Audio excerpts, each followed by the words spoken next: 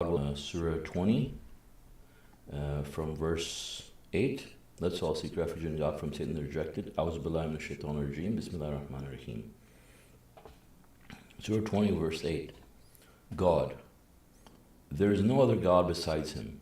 To Him belong the most beautiful names. Have you noted the history of Moses? When he saw a fire, he said to his family, "Stay here, I have seen a fire.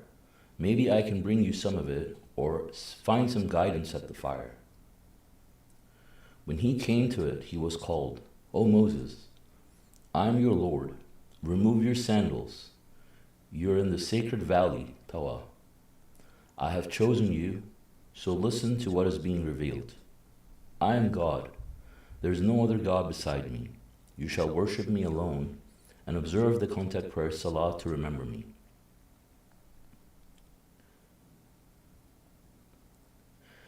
End of the world is not hidden. The hour end of the world is surely coming. I will keep it almost hidden, for each soul must be paid for its works. Do not be diverted therefrom by those who do not believe in it, those who pursue their own opinions, lest you fail.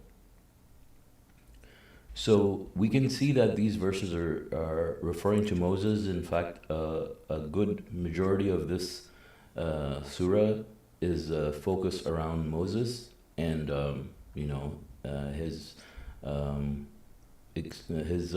messengership and how God chose him and spoke to him, and the experiences that the children of Israel went through, and how some of them believed and some of them disbelieved. And God goes into great lengths into the entire history of Moses, for us to learn the lessons, the valuable lessons that God has put here for us. And we see here that how it started was that Moses, when he was traveling, he saw a fire, and he said to his family that he's going to go, find out, maybe there's some news, maybe he can get some information, maybe some guidance on, regarding their traveling and stuff like that. He had no idea what he was about to witness and how his life was going to change forever. And when he got there, God spoke to him.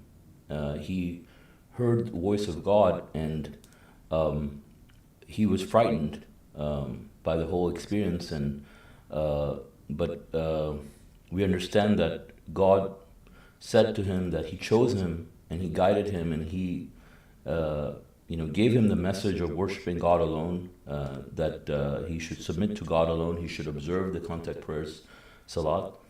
And then also we see from verse 15 that God shows to us that, end of the world is not hidden. God says, "I will keep it almost hidden." And we know that the disbelievers, their biggest argument is that, they use a verse from the Quran that says it will come to them suddenly. So in this verse it says, we will keep it almost hidden. So the people that, it will come to suddenly would be the disbelievers, because they don't believe in it. They will hear about it and they'll disregard it as they did. And for them, it will come suddenly, because they are not believing in it, they're not expecting it to happen. That's why God says, "Do not be diverted therefrom by those who do not believe in it, those who pursue their own opinions," right? So people who pursue their own opinions are the ones who are diverted from the hereafter, and those are people who don't believe in the hereafter, and they try to divert other people from the hereafter by the same actions. And these are the people who pursue their own opinions. So we can see that people who pursue their own opinions are the people who don't believe in the hereafter. Because if you did believe in the hereafter, you will not make your personal opinions your God. You will listen to God alone, and you will be guided, because you'll know that you'll be held accountable for your utterances. So verse 17 says, and this is still God, talking to Moses, says, "What is this in your right hand, Moses?" He says, he said, this is my staff, I lean on it, herd my sheep with it, and I use it for other purposes. He said, throw it down, Moses. He threw it down, whereupon it turned into a moving serpent. He said, pick it up, do not be afraid. We will return it to its original state. And hold your hand under your wing. It will come out white without a blemish. Another proof. We thus show you some of our great portents. Go to Pharaoh, for he has transgressed. So, God willing, I stop here for a second. And so we can see that in these verses, Moses had his staff in his hand, and God asked him a question like, what is in your right hand? And Moses is explaining to God like what he uses it for, as if God doesn't really know. I mean, God already knows what he uses it for. And God told him to throw it down, and when he threw it down, it became a snake, it turned into a snake, a moving serpent, as it says. And obviously Moses was afraid, he didn't want to pick it up. And God says, don't be afraid, we'll turn it into its original state. And God turned it into its original state. And then he gave him another miracle, that he would put his hand under his wing and it will come out white without any kind of a blemish. So that was another proof to be shown among many other proofs that God was giving Moses and showing to him at that time, right? So it says, go to Pharaoh, for he has transgressed. He said, my Lord, cool my temper, and make this matter easy for me, and untie a knot from my tongue, so they can understand my speech, and appoint an assistant for me from my family, my brother Aaron. Strengthen me with him, let him be my partner in this matter, that we may glorify you frequently, and commemorate you frequently. You are seer of us. He said, O Moses, your request is granted. So in these verses, we see that Moses was also, even though Moses was chosen by God to be a messenger, Moses had a speech impediment, right?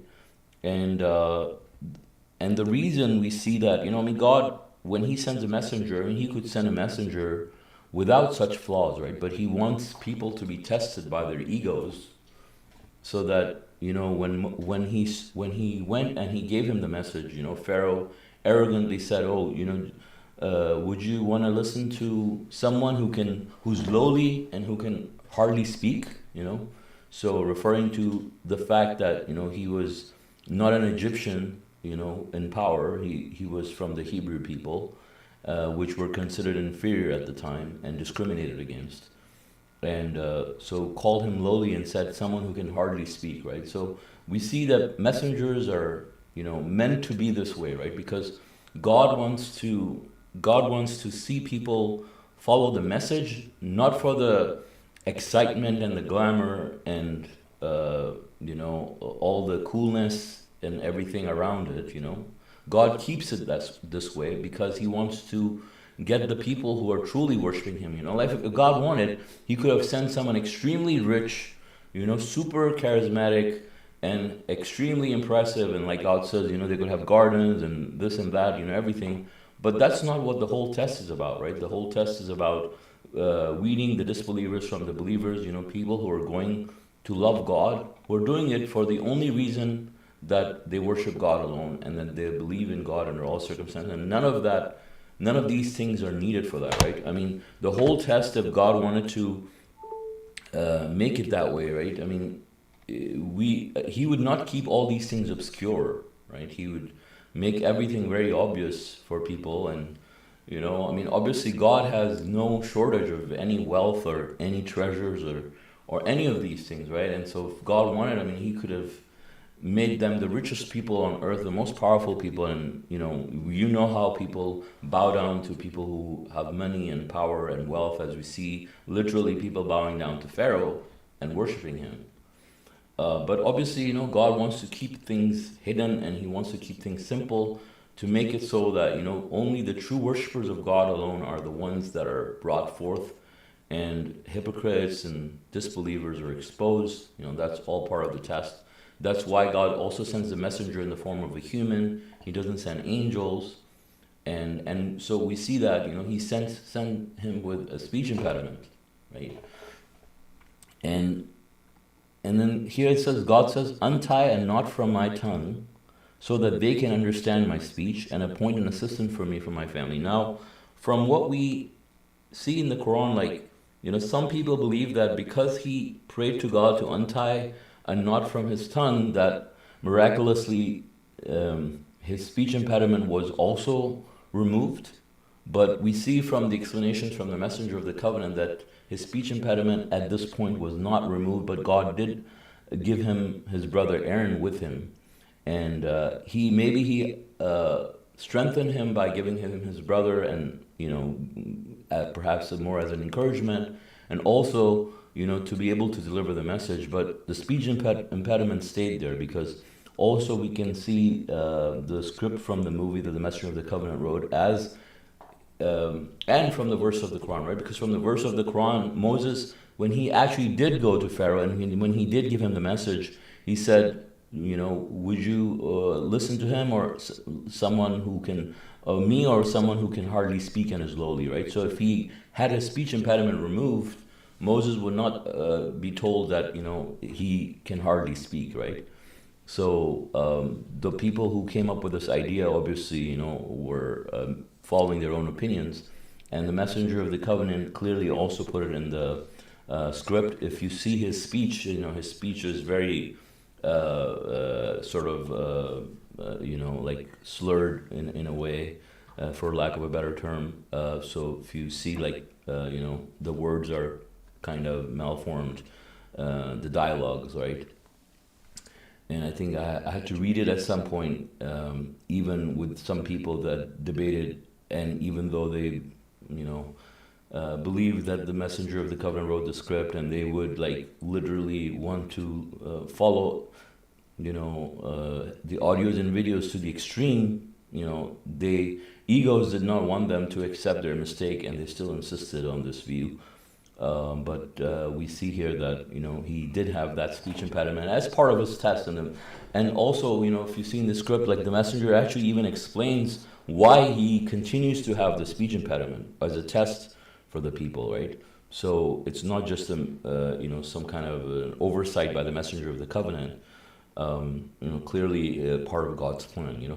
So because if God didn't want him to have the speech impediment, he wouldn't have the speech impediment even in the first place, right? So why was he even born with the speech impediment? If the speech impediment was going to be taken away for that reason, it wouldn't make sense from, there's probably definitely no other explanation for that. So anyways, God will not continue. It says, he said, your request is granted, O Moses. We have blessed you another time when we revealed to your mother what we revealed, saying, throw him into the box, then throw him into the river. The river will throw him onto the shore, to be picked up by an enemy of mine and an enemy of his. I showered you with love from me, and I had you made before my watchful eye. Your sister walked to them and said, I can tell you about a nursing mother who can take good care of him. We thus returned you to your mother that she may be happy and stop worrying. And when you killed a person, we saved you from the grievous consequences. Indeed, we tested you thoroughly. You stayed years with the people of Midian, and now you have come back in accordance with a precise plan. I have made you just for me. Go with your brother, supported by my signs, and do not waver in remembering me. Go to Pharaoh, for he has transgressed. Speak to him nicely, he may take heed or become reverent. Okay, so God, I'll pause here. So we see that in these verses, God was reminding Moses of all the blessings that God has given him, and to let him know that it was God that was talking to him, because he was aware of all his life circumstances. He was in the middle of a place where someone was talking to him, and so that could also be one aspect of it. But also God is reminding him, letting him know that how God was there for him in all of these situations from the very beginning, from the time he was born God showered him with love, and then how, God made him survive through all the trials that, the people of Israel were going through, and how, God, shows this lesson of ultimate trust in God, how his mother was able to, put her full trust in God by just virtue of the inspiration that God gave to her. And, she did something that most women would not do, right? Which is, she put her complete trust in God and put the baby in the river as instructed by God, to be taken to the shore and to be then picked up by Pharaoh, who was an enemy and would not let any of the, kids, babies survive. And they were able to adopt this child, not knowing, his origin and stuff like that, right? And then also not even that, but then also God allowed him to be united with his sister and his mother, right? By allowing him to not be nursed by any other women and accepting his own mother as his nursing mother. So God allowed the mother to be united with the son, so that he could have love and care from his own family, and also for the mother that she wouldn't worry about her child. And so then we see that God says, "Go with your brother, supported by my signs, and do not waver in remembering me." Right? And so this is something that we should all also remember, that we have to remember God, and we shouldn't waver in remembering God always. And these messengers are obviously no different. They're chosen by God. I mean, God spoke to them, but they know they have to do their part in remembering God, especially because God gave them so many blessings, that He guided them, and we should do the same. But we also see that God is telling Moses to speak to Pharaoh nicely, that he may take heed or become reverent. So he should not find an excuse like, I didn't believe in the message because he didn't speak to me nicely or something like that, right? I mean, some people say, I didn't like the tone, say like, okay, he gave me the message, but the message was fine, but I didn't like the tone, so I didn't care. Anyways, that was a joke, but I mean, we see that inside joke, right? But we see that when you give the message to someone, we have to talk to them nicely, right? Because they could be better submitters than me and you. Now, obviously, Moses was not told from the get-go that Pharaoh is going to disbelieve. He was just given the mission at the time, that this was his mission, to go and speak to Pharaoh, and he said he may take heed. Talk to him nicely, and so he did. He did do his part. He did speak to him nicely, and we see at the end that he did not believe. But up until then, I mean, and we see what happened, but to him as a result. But he did his best, as God instructed him, and all the messengers did the same thing. We see that they all came and did their best in delivering the message in the way God wanted them to. And God says, "Speak to him nicely; he may take heed or become reverent." Which we know he did it, and God knew that, right? But still, it was the plan that he had to speak nicely, because also there were other people that were listening, and there are other people that were going to believe, and so the message has to be delivered in the best way for everyone, not just Pharaoh himself.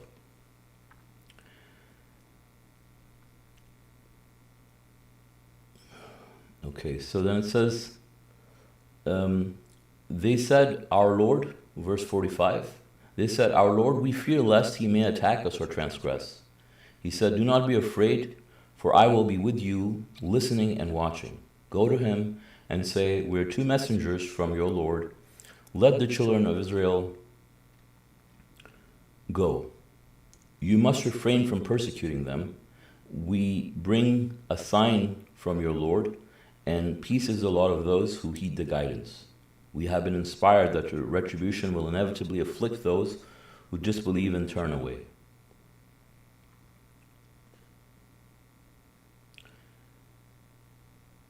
So verse 49 says, he said, "Who is your Lord, O Moses?" He said, "Our Lord is the one who granted everything its existence and its guidance." He says, "What about the past generations?" He said, "The knowledge thereof is with my Lord in a record. My Lord never errs, nor does he forget. He's the one who made the earth habitable for you and paved in it roads for you, and he sends down from the sky water with which we produce many different kinds of plants. Eat and raise your livestock. These are sufficient proofs for those who possess intelligence."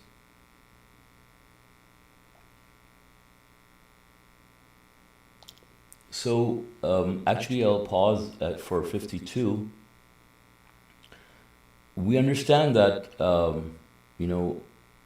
Pharaoh, when he was having this discussion, he didn't want to believe anyways, but, he is asking all these questions, like, what about the past generations, Like, what's going to happen to them? Like, it says, don't worry about the past generations. God knows everything, and he knows what they knew, what they were responsible for, and they will be judged accordingly. It's not like anybody can skip or bypass God's judgment, obviously. And God, it says God does not err, never errs, nor does he forget. And then we are being reminded of everything that God has created for us. He's the one who has made the earth habitable for you and paved in it roads for you. He sends down from the sky water with which we produce many different kinds of plants. So, if we think about that, right? How God made the earth habitable for us, how he has this perfect balance. So these are all, as it says, these are proofs for us, right? So if you think about, the shape of the earth, the mass of the earth, the distance of the earth from the sun, the distance of the moon from the earth, all of these things are precisely measured to allow life to be made possible on this planet. It's a very, very delicate balance, and it's very, very precise, and it's not possible by some sort of a coincidence, as many people want people to believe, right? It's all done in a very precise manner. Like, it's not a joke for people to think, oh, life can just exist, Yeah, that was possible. Look at how many gazillions of planets are there in this universe, and how, they would have found life on so many of these planets, right, if it was that easy. But we understand, like, they have explored, like, I don't know, tens of thousands of heavenly bodies, like planets, that they may have closely looked at, and they know that life doesn't exist on any of them. They do find some signs here and there, but Earth is the only planet that we see that where life is, exploding, right? For the lack of a better term, like, you have millions of ants, billions of insects, flies, horses, mules, donkeys, fish, all these kinds of things. Everywhere you see, there is life of some sort flourishing, right, in this world. And they have, tons of different species of plants. You can find a single plant on any other planet, right, and anywhere in the universe. And so that shows to us, how impossible it is, for any of this to just exist on its own. And people don't realize how difficult that would be, right? Even you put a loaf of bread somewhere, and after a while you see life coming out of it, right? And these are all, God's proofs for us that, how God is omnipotent, and how God designed this earth for a very specific plan, and how it says, we send down from the sky water from which we produce many different kinds of plants. There's so many different species of plants. Like, every single day, like, scientists keep, adding new and new species of plants that they have not seen in the past, right? So it's like a never-ending process for them, And there's so many other creatures, as we know, new and new species of, life are being discovered, every single day. And how God created for us all the livestock, the dairy products and the meats, all of these things that we get from these animals. I mean, they're created for their purpose in life is nothing else but just to serve humans, and they just come and they walk around and they eat. You know, they don't do anything else, and they're just easy prey for us. So we don't have to go hunt them like you would want to go and hunt a lion or something. You know, I mean, they're just there for you, and they just eat and stay, and they're very easy to get domesticated, and we get so many benefits from them. You know, and all these are, I mean, these are not, and they're made in such a manner that they're ideal for our consumption, right? And so, like, how does that happen? And people have to think about that, right? Like, how chickens, for example, produce so many eggs. Like you get like two chickens, and then soon you will have a whole bunch, and you will not have to go to the store to get eggs after that, right?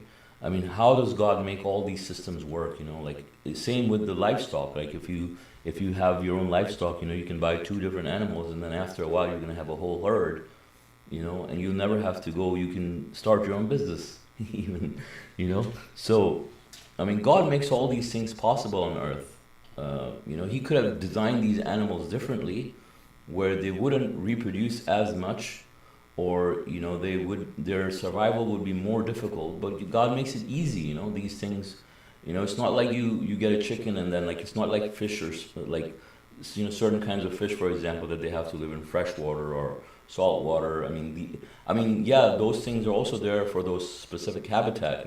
But when we're talking about animals that we domesticate, that we have consumed the most, like, God makes it very easy for humans to be able to maintain and let them survive, and they survive in all kinds of different climates. Some even extreme climates that we find it difficult. But God has given them mechanisms through which they're able to survive those different environments. So I mean, all these are so many proofs from God for us, as it says in 54. These are sufficient proof for those who possess intelligence. So if you just think about these things, and I mean, it's easy to think about them because we consume them so much on a daily basis, right? I mean, we're just talking about coffee. Like, where does the milk come from in the coffee? Like, if you didn't have the milk, like, what would you do? I mean, you would not have chocolates, as delicious as they are. I mean, you have like coffee. I mean, all these drinks, cheeses, yogurts, all these beautiful,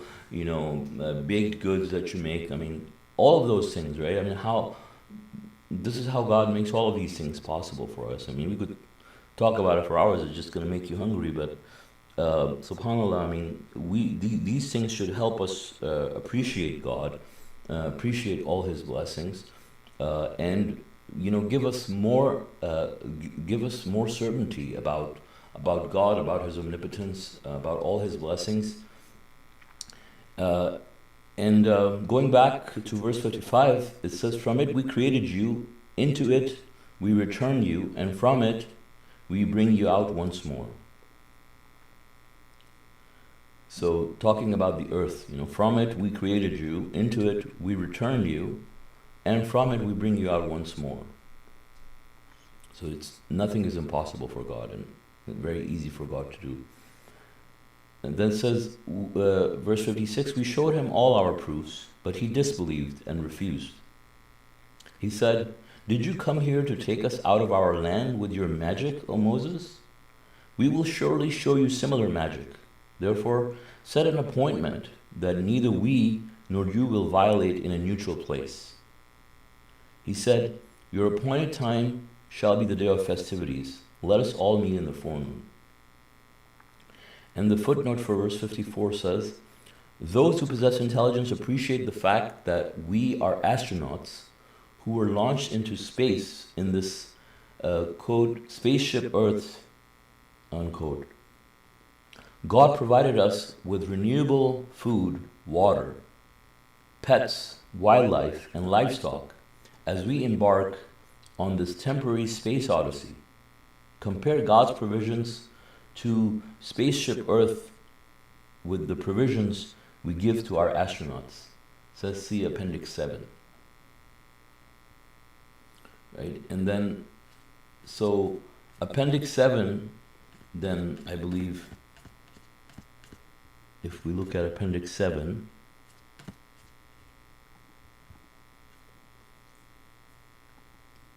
Appendix 7 talks about why we were created. And it talks about God's plan and how every time a human being is born and jinn is born, and how this world is designed as a test, and Satan was a temporary god. Like basically the whole reason why we were created. It's very important for anybody who hasn't read Appendix 7 in Dr. Khalifa's translation of the authorized English version, to please read Appendix 7. And so we see that, you know, I mean, how he showed them all these proofs, right? I mean, if anybody saw these proofs in front of their eyes, it would really turn them into believers. I mean, any true submitter. And we saw that, you know, many people did believe at that time, but, you know, Pharaoh's reaction was very different, but a very typical reaction of a disbeliever. You know, when he told him, oh, you just want to, this your magic that you have brought, you want to take us out of our land with this magic? I mean, how they distort the reality and tries to, you know, turn it against Moses and make him sound like an evil person. You know, I mean, we can see how he wants to view it, how he's viewing it, and how he wants to, sort of in a very, devilish way, like, you know, trying to, make Moses sound like he's an imposter, right? And we understand that, what happened to him as a result. So you can see truly from his speech, like he's not just an ordinary disbeliever. Like he's definitely chosen to as someone who, with a huge ego, and someone who's really evil. And he knows what he's doing. And he said, this is magic, and we will show you similar magic. And then God said, okay, then God allowed him to be exposed in this way by, so when God spoke to him nicely, he may take heed or he may become rebel. God knew exactly what Moses was going to, what Moses was going to tell him, and how Pharaoh was going to react to it, and what Pharaoh is going to say. But nevertheless, it was his mission as a messenger to go deliver the message. And this was all part of God's plan, as we see that, he had to listen to him first, and then he threw him this challenge. And so we can see later on that how his challenge sort of backfires against the Pharaoh, and God allowed the truth to prevail. So, God willing, we will continue reading on that in the next study. And God willing, I'll end here. So if you guys have any comments or questions at this time, please feel free. Thank you. MashaAllah, thank you, brother. What a beautiful study. Thank God.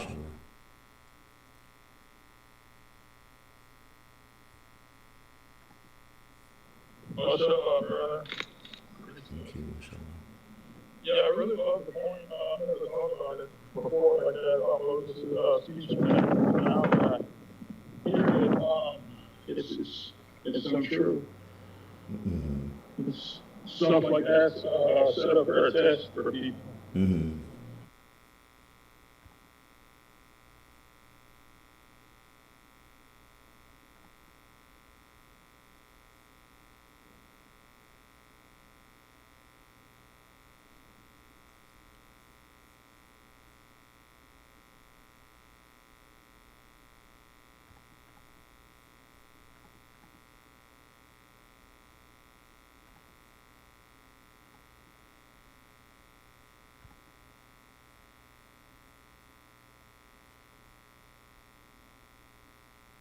Goes to show though, like even this this example of Moses first talking to God, and like there's other verses in the Quran that kind of talk about it as well, where like he had no idea. Like Moses came into the situation unknown, right? Like he's humbled by the whole experience. Used to live in Egypt, now he's living amidst the Midian people, and he's just being a shepherd, right? Like, so quite the drastic change, right? And then, God kind of comes out of nowhere from the perspective of Moses through the bush, right? And, it could be a serious situation, right? Like, especially after you throw your staff down and it turns into a snake, It's not exactly it's an all-at-once type of scenario, right? And you can tell that Moses was clearly a God-fearing person just by the fact that he was like, okay, kind of takes it on the chin and just accepts it for what it is. And it's a good example of what a follower should be, what a blessing.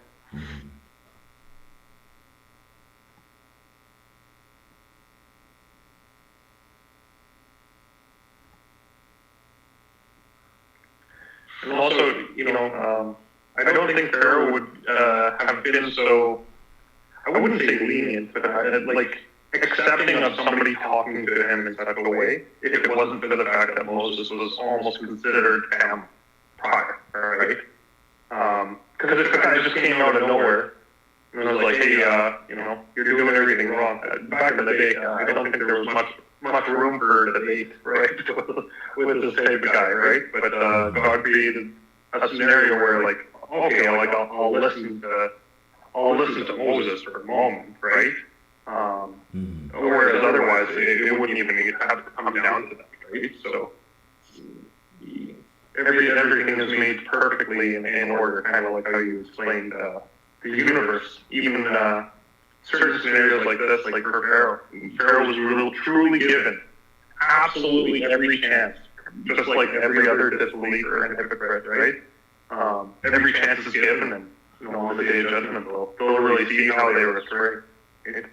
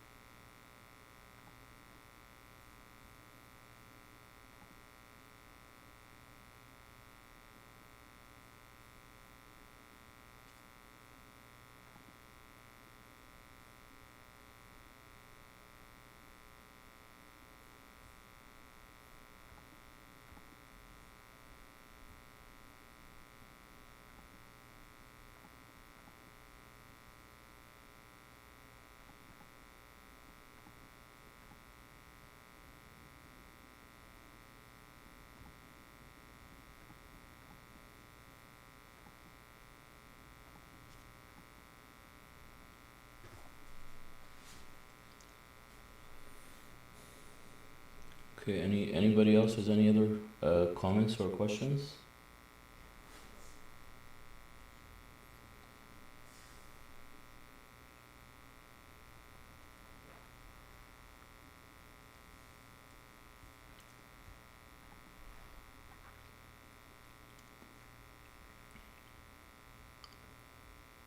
Whether you have a comment?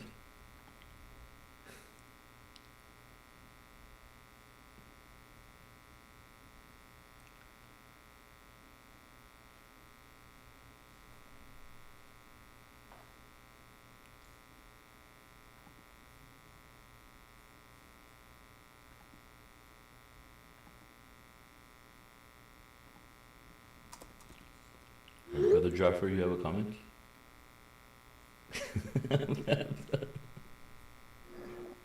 Yeah, I also wanted to say, what was I saying? I just had it on the tip of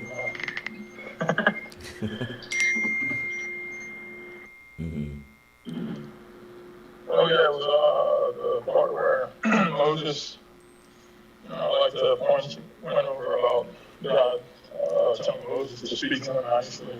So that way it's like Pharaoh can't have any, kind of exactly like you said, you can't say, oh, I'm not going to reject, I'm going and reject the message just the way you talk. Mm-hmm. Which is still, it's still erroneous. It's like if somebody saved you from like for instance, it just reminded me of this case where this person was being resuscitated, or no, this lady was being resuscitated.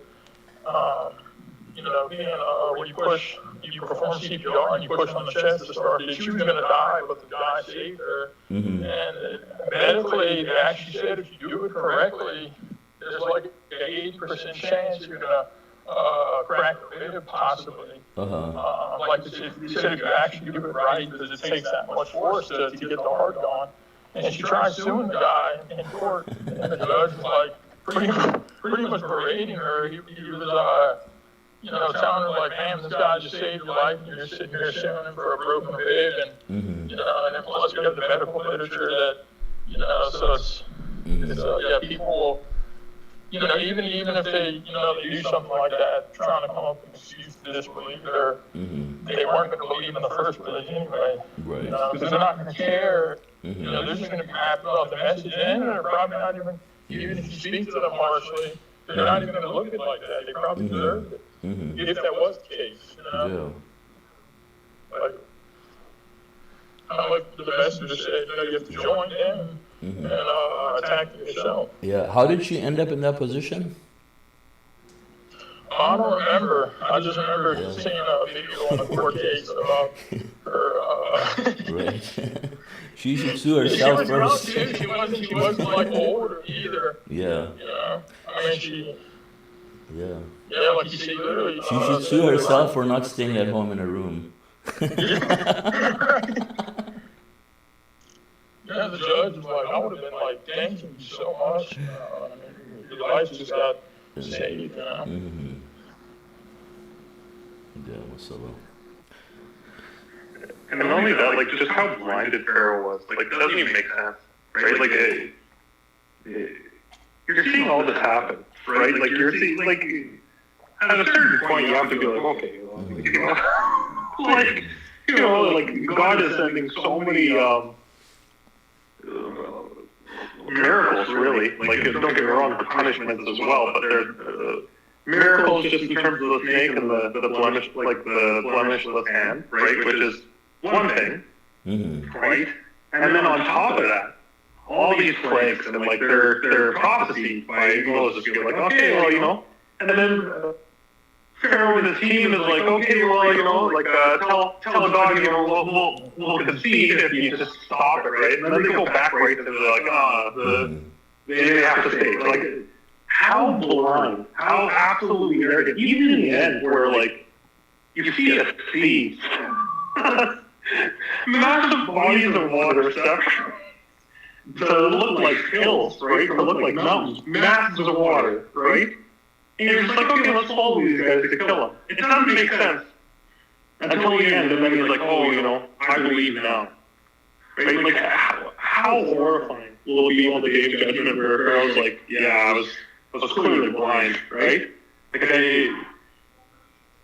it's almost like you have to work hard to be a disbeliever at that point, right? And Pharaoh was given every chance, but tough luck for them, I guess.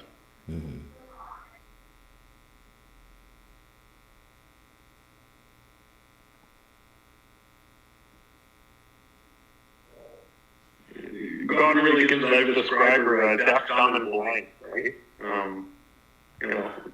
How else would he describe it with such a scenario?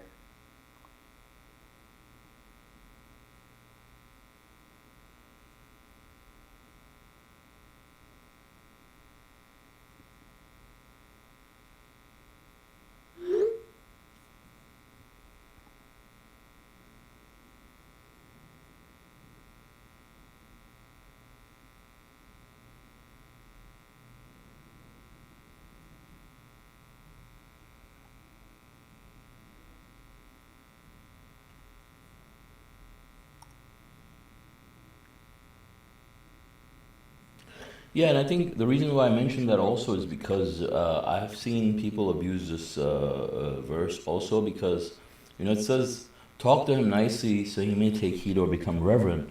So they use it and people use it to say we have to be nice to the disbelievers, like I mean, when we're taught are hypocrites, you know. So we're talking about, and obviously that reflects their lack of understanding of the Quran, because even at the time when he said to him to talk to him nicely, he may take heed or become reverent. This is talking about a time when he has hope, right? When Pharaoh has hope, because Pharaoh hasn't rejected the truth. Pharaoh hasn't even been given the message. So this is exactly how we say that we should be. When you give the message to someone, you have to do it in the best way. You have to treat them in the best way. They can be better than me and you, but that is when you have hope. Like when God tells him that he may become reverent or take heed, that is hope, right?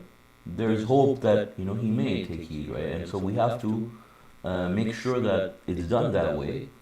And but that doesn't mean that we have to be that way with people who have no hope, people who are stuck in disbelief, and who are going to go to hell at the end. Like for example, Pharaoh, when at the end we can see that Moses is not all nice to him all towards the very end. Like obviously, when he is doing all this killing and everything, I mean, there's no need to be nice to him, and God shows what he deserves at that time, right? He deserves, even though he says that he believes, God is not even allowing him to have the time to fix and grow his soul. Now it's too late. I mean, his fate was already decided at that point because of his disbelief. But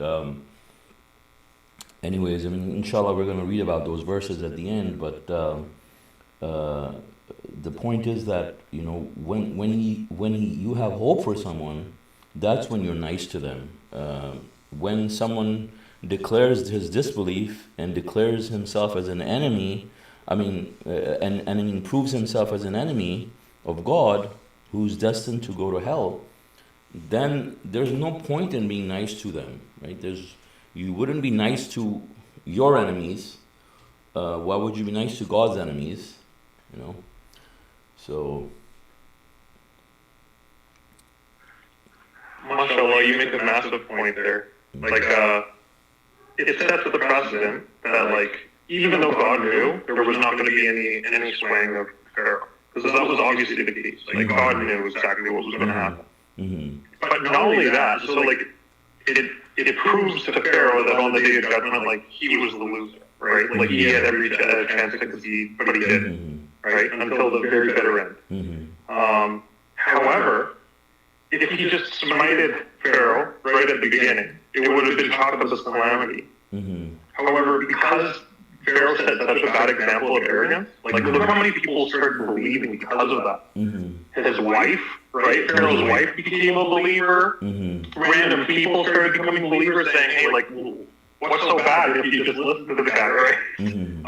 And then the magicians themselves become believers, right? Mm-hmm. None of that would have happened if Pharaoh didn't get approached by Moses in such a way. Mm-hmm. So God's wisdom is there, massive. You bring up a massive point there, brother. 100%.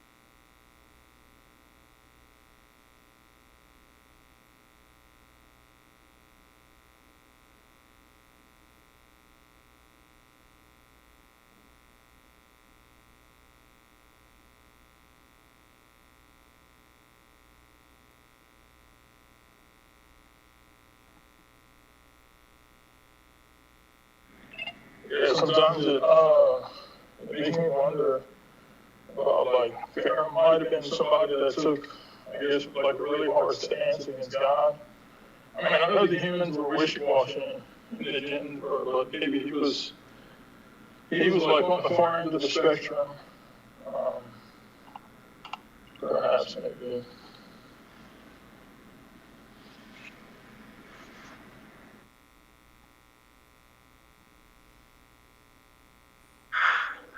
Well, and I guess that's why God makes an example of him, right? He even says, I'm going to preserve you for generations in the future as an example.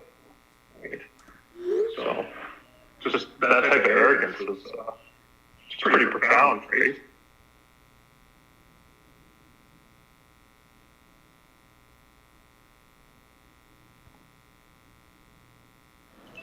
Yeah, because you have to be really bad too to see physical proof, whether it's the miracle or something that's right before your eyes. You're still gonna disbelieve. I mean, we can see like how many chances Timothy gave Pharaoh, so it nullifies like people's excuse. If they end up in hell, they can't. They won't have any claims, or any like excuses. Yeah, I mean, nobody's even gonna get away with that excuse.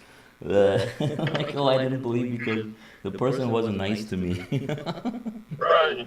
Yeah, it's such a terrible excuse, too. Like that's, and it's probably their perception too that's using that as a scapegoat in order to disregard what's being given to them. Yeah, because I mean, people will use stuff like that that's not even there, just as just as a cop out, to disregard or because it might be hurting your ego. And that's the same cases with Pharaoh.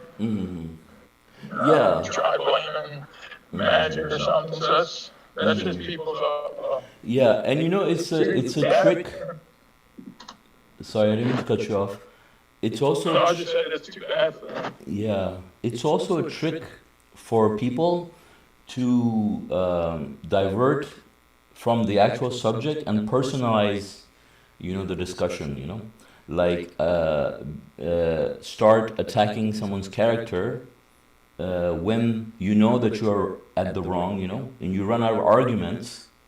So now you personalize it and you start attacking the person and making it about this person rather than making it about the subject, Exactly, and they do that because they know they've already lost the argument. Argument they thought they had, so they have to resort to,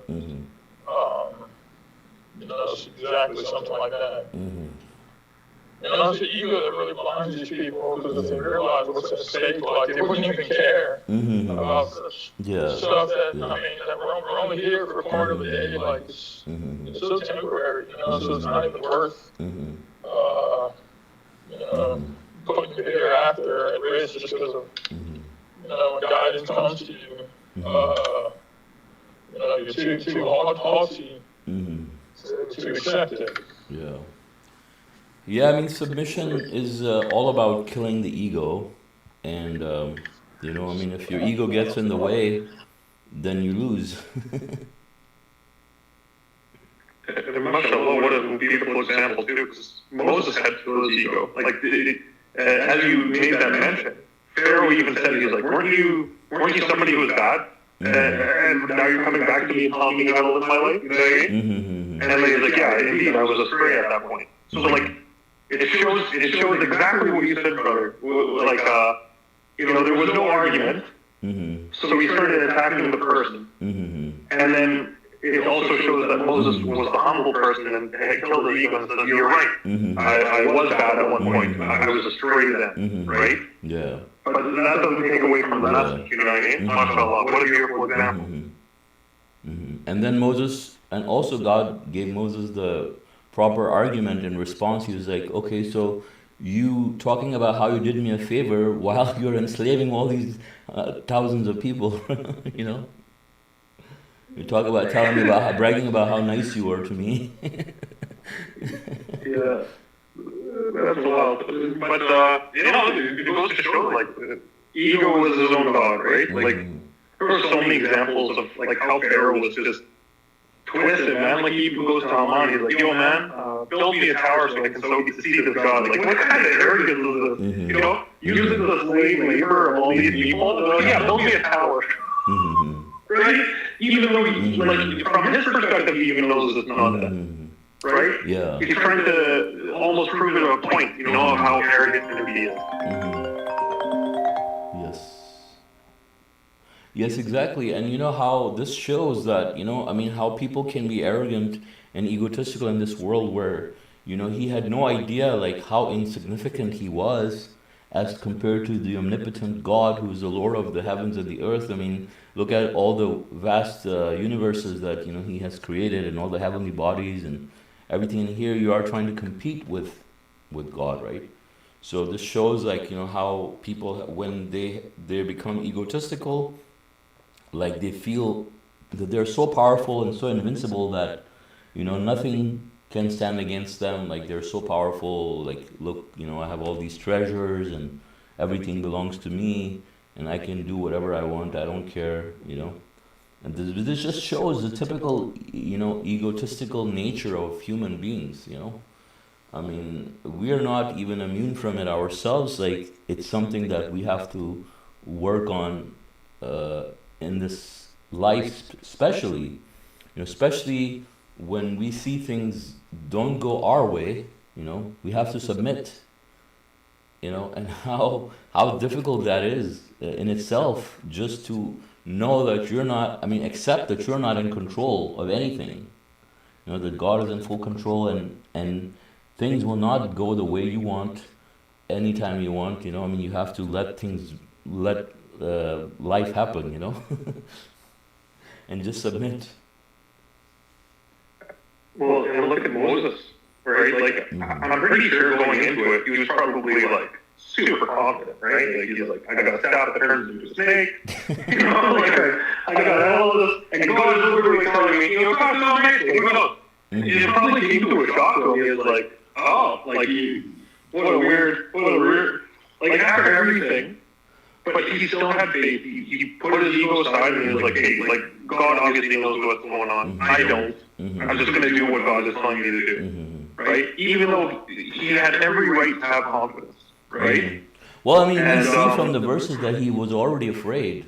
I mean, God strengthened him with his brother. I mean, he knew Pharaoh, right? I mean, everybody knows how brutal Pharaoh is, probably. I mean, given that, he had enslaved these people and all the atrocities that he was committing against these people. And so he knew he was a tyrant, So he wasn't like super looking forward to it either. Yeah, there's even a verse refers to him, I forget what surah, but it's talking about, the people of the past generations. It's one of maybe the later surahs, but it talks about the people of Hud and Ad and all that, and it says the mighty Pharaoh. I think it might say that like in a few places in the Quran. It's an example.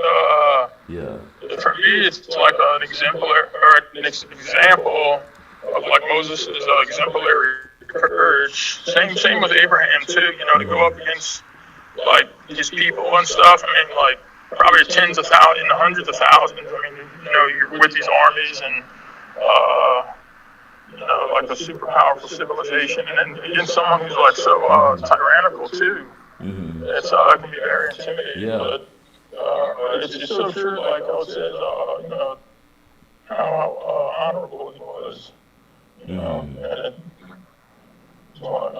mean, all messages are honorable. I'm not trying to make the distinction, but maybe in the circle we'll get to it, but it says in the sight of God, he's honorable.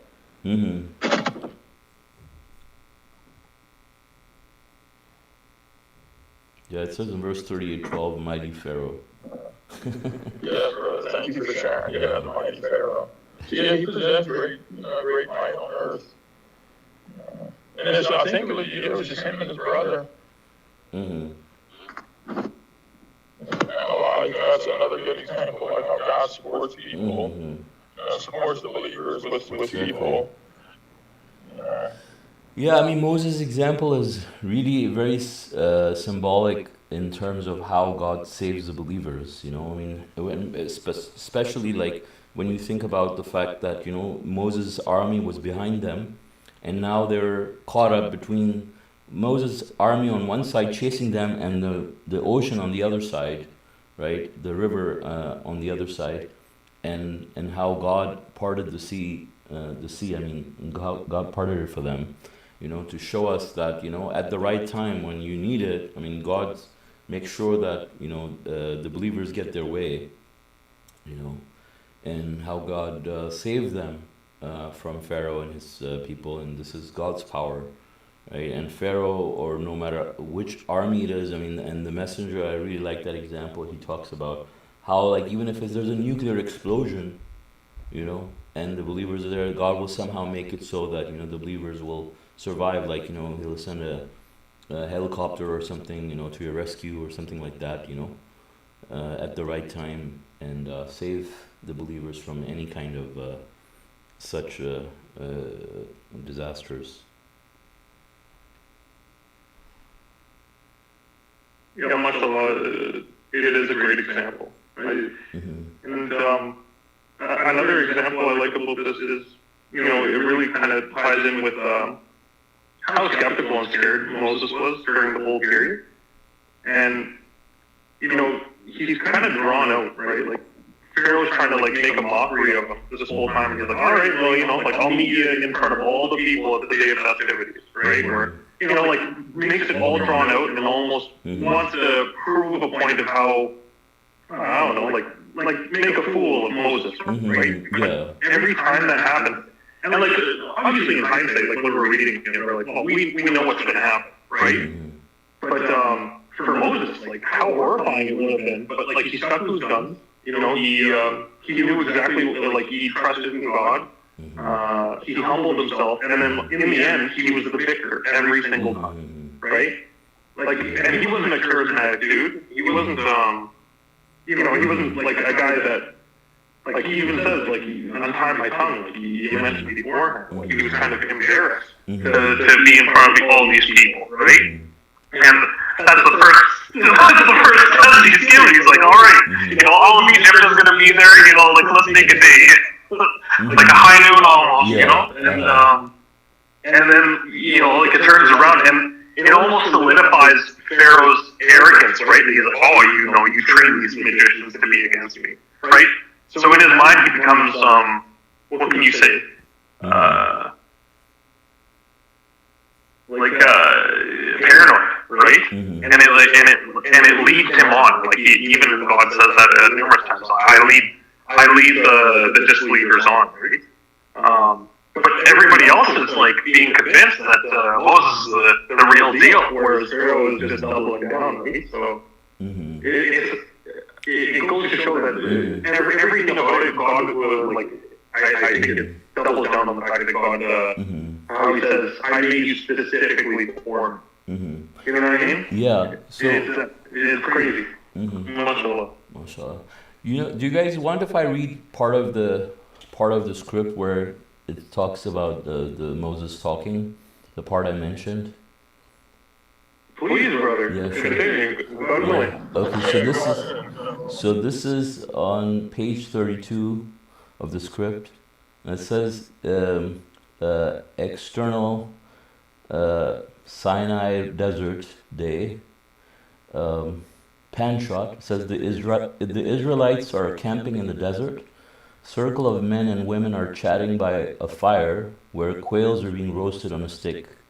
Some women are shown shaping manna into pita-like bread and baking them in a primitive stone oven. A large boulder with water gushing out of 12 holes in it is shown in the background. Two bearded, middle-aged men, Moses and Aaron in parentheses, it says, are walking towards a sand dune. Moses climbs up the mound, then calls on the people to speak to them with an obvious speech defect, yet with dignity. And so this is Moses speaking now. It says, listen to me, everybody. Please leave everything and come here. And then it says, full shot, Israeli camp. The people slowly gather around Moses. And then Moses says, I have to leave you for 40 nights, for I have been summoned to visit with the Lord and speak with him. A couple of people snicker. Moses stares them down, resuming his speech. It says then Moses. Then Moses says.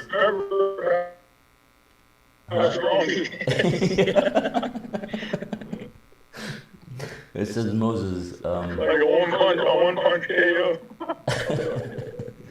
Right. So then Moses says, perhaps I can bring back some good news. Aaron will take my place among you, so please obey him and follow his direction. And please remember to observe the Lord in everything you do. Remember his favors and that he delivered you from slavery in Egypt. Shalom. And then it says Moses hugs a few people as he bids them farewell, then walks away towards the hill. Just as Moses approaches the top of the hill, he hears the voice of God. Moses. Then it says, the voice, this is God. It says, Moses, this is your Lord speaking. Remove your sandals, for the ground you are standing on is sacred. Moses is awed. He bends down to remove his sandals, then steps into a flat, clear area and falls to his knees.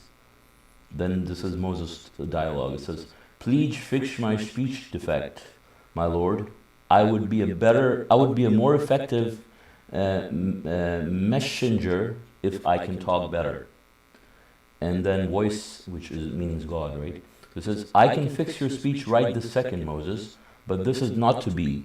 I deliberately impart some kind of a superficial defect upon each one of my messengers. I want my creatures to come to me not because of your eloquence or charisma, but because they recognize me as absolute sovereign of the universe. Then Moses says, allow me to see you, my Lord. Let me look at you.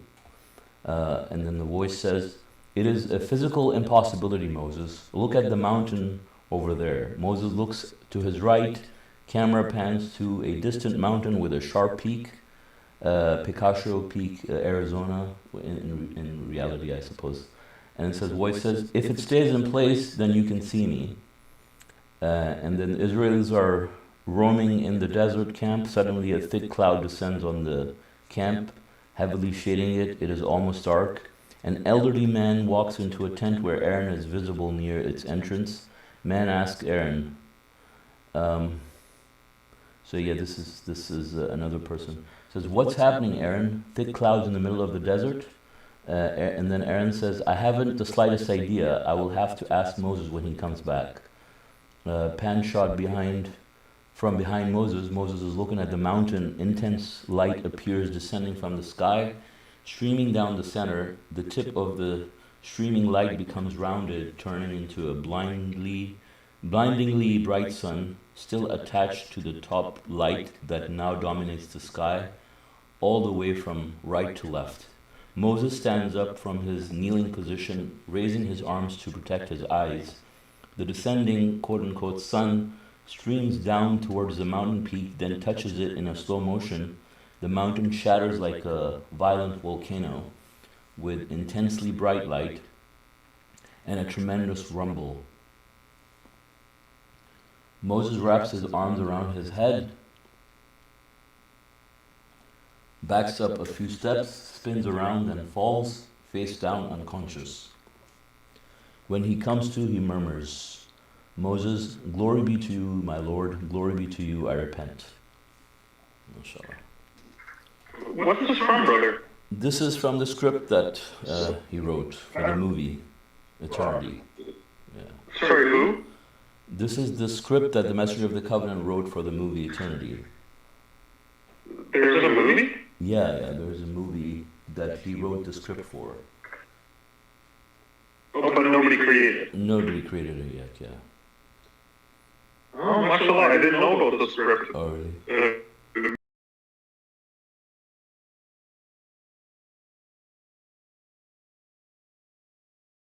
Mm-hmm. Excuse me.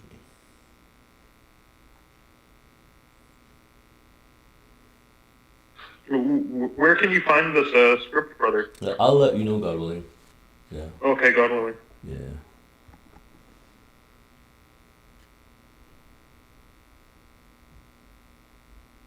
It's a cool premise though, like especially with like I like it's a very vivid description, right?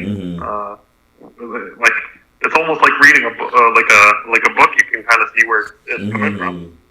It's yeah, a cool way of describing it. Praise be to God. Praise be to God.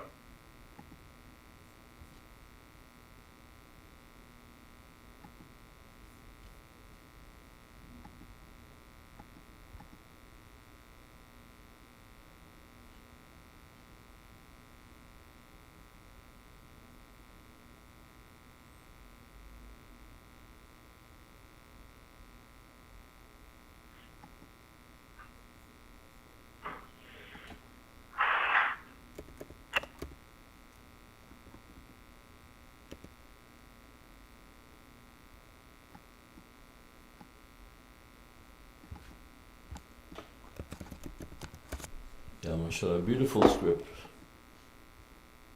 It's a very beautiful script, mashallah. Yeah, it was very good. Thanks for reading it.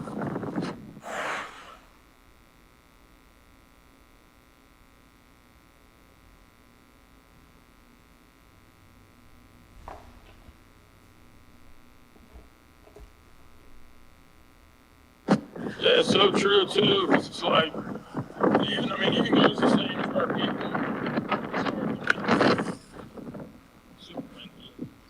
I was just saying it even goes true for like human beings, and just general. It's like you want to, let's say, befriend somebody because they're a good person, or they're, not just because, let's say, they're wealthy or something, because you have ulterior motives and stuff. If it's ingenuine. So, the same can be said for, people accepting God because they actually want to, and not just, because the person's eloquent or rich or super wealthy or something. Or has a lot of, has a big social status.